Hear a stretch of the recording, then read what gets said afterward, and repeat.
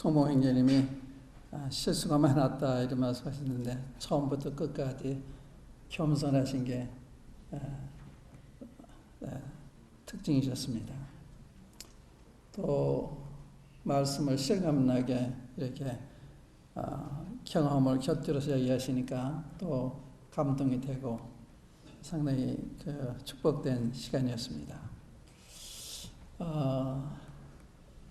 제가 시간이 얼마 없기 때문에 인사 겸 나왔습니다. 제가 지난 금요일 날 오늘 여기 방문하신 그 형제님이 연세 76세신데 50여 년 전에 그 노량진 처음 시작될 때 구원받으시고 그 이후에 헤어졌다가 4, 5년 전에 다시 만난 아주 귀한 형님이신데 이 형님이 한국을 방문해서 자기 그 친구들한테 복음을 전하고 싶은데 같이 가주겠냐. 그래서 지난 금요일 날 양평에 갔어요. 거기 한 11명의 노인들이 모였죠. 76세 된 노인들이. 근데 그 중에는 중학교를 설립한 설립자가 계셨는데 제가 그분한테 많은 감동을 받았어요. 그분은 믿는 분이 아니었는데 그 첫 마디가 저는 제 부모를 공경하는 것이 첫째입니다. 부모 공경하는 것이 제일로 알고 있습니다. 이런 얘기를 하시는데 깜짝 놀랐어요. 제가 평소에 부모를 공경하는 것이 인간이 되는 첫걸음, 인간의 기본을 형성하는 거라고 이 말씀을 드린 적이 있는데 십경에 보면 첫 4계명은 하나님과 관계된 거고 나머지 6계명은 인간과 관계된 계명인데 인간과 관계된 계명의 첫 계명이 네 부모를 공경하라 하는 거예요. 그러니까 하나님은 부모를 공경하는 것이 인간이 되는 첫걸음으로 첫 번째 중요한 거로 보셨던 것으로 생각이 되고 또 거기에 보면 이 축복의 약속이 있어요. 네 부모를 잘 공경을 하면 세상에 잘 되고 또한 내가 장수한다. 그리고 강조를 하신 거죠. 다른 계명에는 그런 약속이 없어요. 그런데 부모를 잘 공경하면 이런 복이 따른다. 이런 말씀하셨는데 제가 평소에 그렇게 생각하고 있었는데 이분이 그런 이야기를 하니까 제가 참 감동이 됐어요. 믿지 않는 분인데 그 다음에 또 하시는 말씀이 나는 평생 나무에서 살았는데 이제 보니까 나 위에 살았더라. 이런 얘기 했어요. 참 이해하기 어려운 말씀 같죠. 난 평생 나무 위에 살았는데 이제 보니까 나 위에 살았더라. 그게 성경적이에요. 주를 위해서 우리 목숨을 구하고자 하면 잃을 것이고 주를 위해서 우리 목숨을 버리면 얻는다 그러잖아요. 그러니까 남을 위해서 하는 결국은 나에게 축복이 된 거죠. 그러니까 다른 사람이 사는 것이 이 행복의 비결인데 그분이 그 이야기를 하시는 거예요. 그러니까 내가 얼마나 놀래요. 믿지 않으신 분인데 그분이 그 시골인데 중학교를 세우셨어요. 제가 왜 학교를 세우셨습니까? 질문했는데 그분 대답이 자기 때 그 20리를 걸어서 학교를 가셨대요. 그래서 너무 멀고 또 이 시골에는 중학교까지 못하는 소녀들이 많이 있기 때문에 세웠다. 그런 이야기 하셨어요.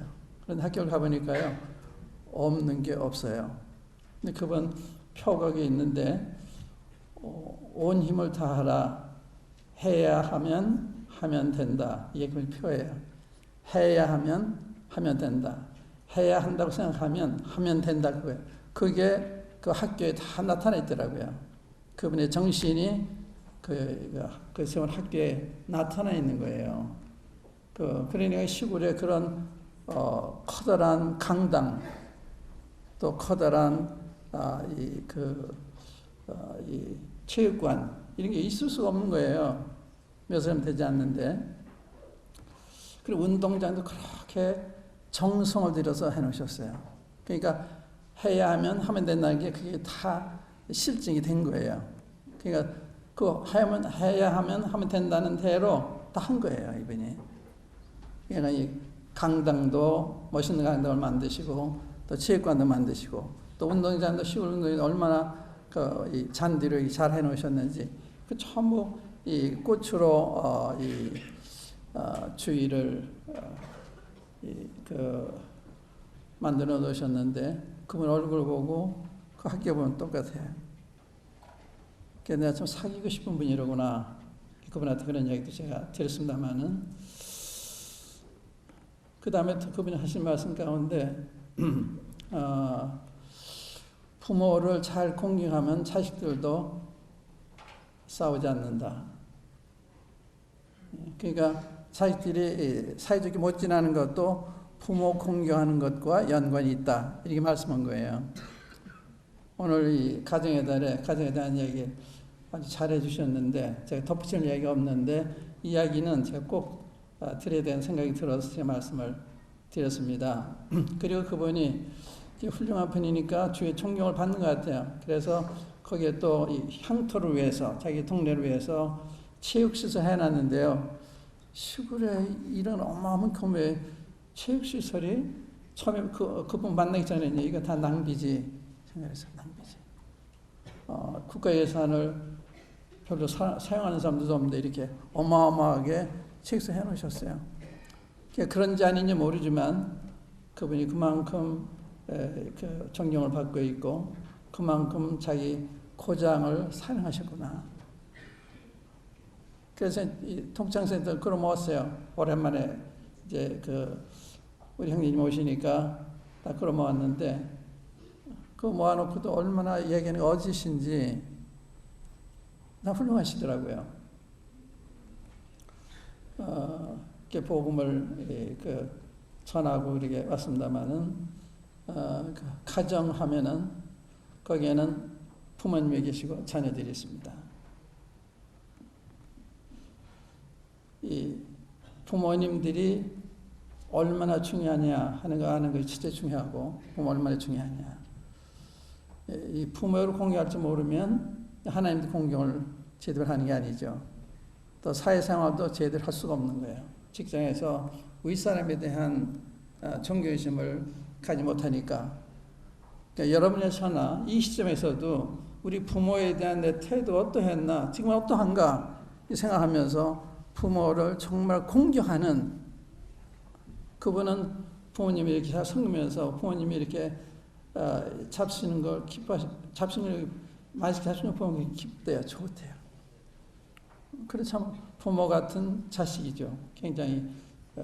그러니까 부모를 잘 공경하니까 주위에서 존경을 받는 사람이 된 거죠. 이렇게 훌륭한 사람이 됐는데, 여기부터 시작하는 게 중요한데, 부모를 공경하라. 이게 하나님의 계명의 첫 번째예요. 부모 공경하라. 그럼 내가 세상에 잘 되고 오래 산다. 놀라운 약속입니다. 근데 이걸 사람들이 안 믿어요. 이걸 존중 여기지도 않아요. 부모 공경하는 말씀 존중 여겨야 되는데 하나님의 말씀이니까. 다만 부모와 자식 관계가 아니라 하나님께서 그걸 원하시는 거예요. 내 부모를 공경하라. 그럼 나한테 포기된다. 근데 이걸 못 깨닫는 거예요. 교회에서 주일날마다 이 십계명을 이렇게 교동을 하잖아요. 하면서도 모르는 거예요. 뜻을 모르는 거예요. 또 이 가정하면은 부모 자식 관계가 있는가 하면 부부 관계가 있습니다. 이제 그게 다 지금 교육 가운데 성경적인 안에 성경 자녀 교육이 다 교육이 되어 있습니다만은 이 부부 관계가 굉장히 중요해요. 여러분의 관계 어떠신지 모르는데 부부 간의 문제들이 많이 있다고 제가 생각합니다. 많이 있다고 생각해요. 근데 왜 문제가 있냐? 문제가 있기 때문에 문제가 있는 거예요. 주님과의 관계 문제가 있으니까 부부 간에도 문제가 있는 거예요. 하나님을 경외하면 하나님이 하시는 말씀을 경외하게 되는 거예요. 근데 하나님 경외하지 않으니까 하나님 말씀 내 마음대로 생각하는 거, 어떤 건 내가 좋게 여기고 어떤 건 그냥 대수롭지 않게 여기고 그렇지 않아요? 거기에 문제가 있어요. 그러니까 지난번에도 말씀드린 바는 이 가정이 붕괴되어 가고 있는, 가정이 붕괴되면 교회도 붕괴가 되는 거예요. 교회 붕괴되면 사회도 붕괴가 되는 거예요. 지금 여러분들 우리 사회를 볼 때 뭘 느끼시는지 모릅니다만은 요즘 그런 생각이 있어요. 우리 이렇게 서로 이렇게 원망하고 이게 많잖아요. 책임장하고 이건 사탄이 우리나라를 파괴하려고 그러는구나 그 생각했어요. 분쟁하는 나라가 서지 못한다고 그랬습니다. 그러니까 분쟁이 심해 서로 원망하는 거 서로 원망. 이번에 이런 여객선 침몰을 통해서 많은 생명들이 희생을 당했는데 참 얼마나 아까워요. 안타깝고 아깝고 만약 그들의 부모가 됐다면 우리 마음이 어떻겠어요. 그런데 그 희생이 왜 왔냐? 부모를 공유하지 않는 이로부터 시작된 거예요. 부모 공유하지 않는. 그러니까 사회 기강이 다 무너진 거예요. 요즘 많은 보도가 나오는데 그 해양 경찰인가요? 그게 바로 이 구조 시작했으면 많은 사람을 구조했는데 바로 시작을 하는 거예요. 딴 사람이 먼저 왔는데 자기들과 연관이 있는 그 업체에서 그 일을 맡기려고 늦장을 부려서 많은 희생이 됐다. 먼저 이 구조원들도 오고 바지선도 오고 다 했는데 일을 못하게 했다는 거예요. 이게 전부 우리의 문제라 우리가 구이치 하면 우리 그럴 수도 있는 거예요. 그러니까 우리가 조그만 나라의 법이라도 존중하고 그건 하나님이 우리가 하라고 그러시는 거예요. 이 나라의 법을 지키려는 거예요. 위에 있는 권세에 복종하려는 거거든요. 그걸 실천하다 보면 내 아내를 사랑해라, 내 남편을 순종 이것도 되는 거예요. 근데 그거 안 하니까 내 마음대로 남편은 내 마음대로 대하고 아내는 내 마음대로 대하는 거예요. 성경 말씀 하고 있는지 한번 검토할 필요가 있죠. 성경 말씀대로 내가 이 남편이 그걸 하고 있나, 아내가 그걸 하고 있나, 그걸 봐야 되는 거예요. 그걸 그냥 넘어가고 있는 거예요. 그러니까 이 사회가 개혁이 안 되는 거죠. 우리 가정이 변해야 교회도 변하고, 교회가 변해야 사회도 변하고, 나라도 변하는 거 아니에요. 이 가정이 굉장히 중요한 거예요. 가정생활. 여기서 안 되면 교회생활도 안 되는 거예요. 사회생활도 안 되는 거예요. 된다고 생각하면 오산입니다. 그러니까 가정에서의 부모로서의 책임, 자식으로서의 책임, 남편의 책임, 또 아내의 책임, 성경에 다 말씀이 되어 있어요. 제가 한 구절 읽고 마칠게요. 시간이 많이 지났기 때문에. 제가 골로새서 4장 한번 열어보세요. 골로새 4장. 에베소서에도 같은 말씀이 있는데,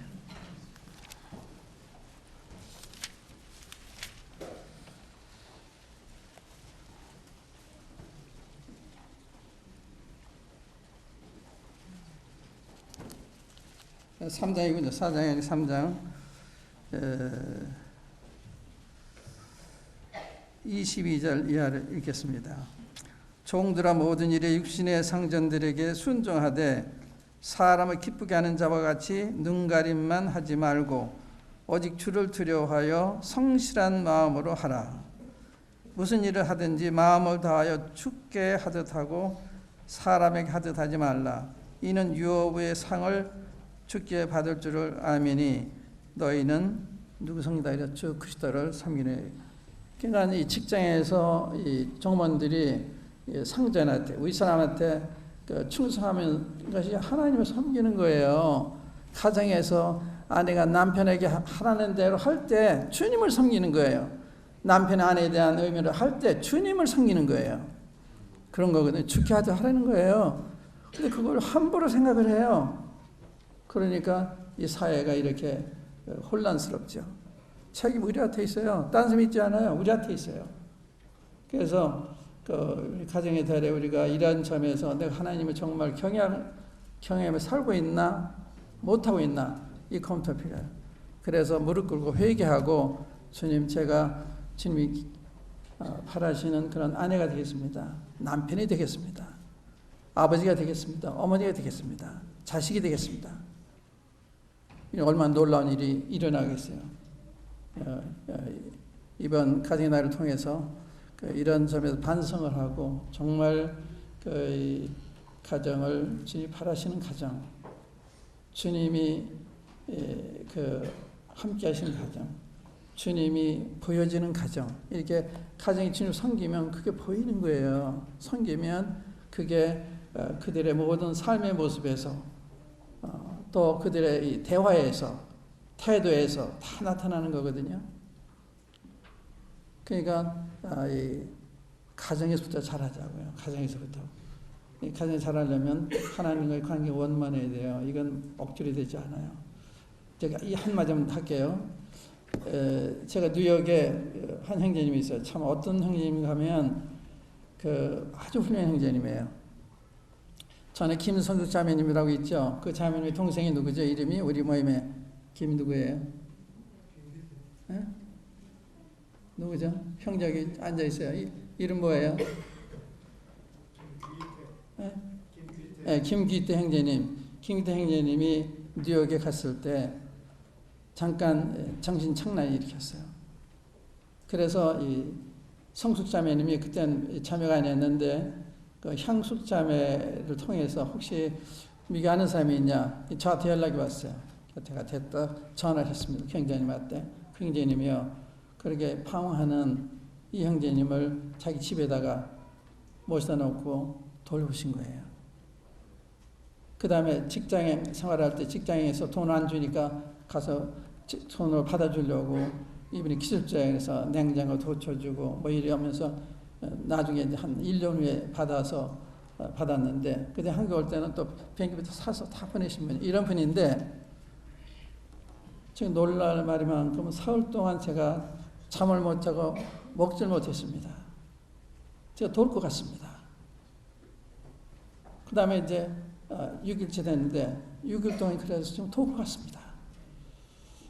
그런 일이 생긴 거예요. 그래서 제가 그 이야기 듣고 나서 이거 악령의 역사라거나 악령의 역사. 그래서 그 다음에 전화해가지고 악령 어떻게 다뤄야 되나 해서 이제 악령이 송사하고 정죄하는데 이건 주님이 하시는 게 아니니까 죄인이라 그러고 내가 구원받지 않았다 그러고 그러면 그걸 마주쳐야 된다.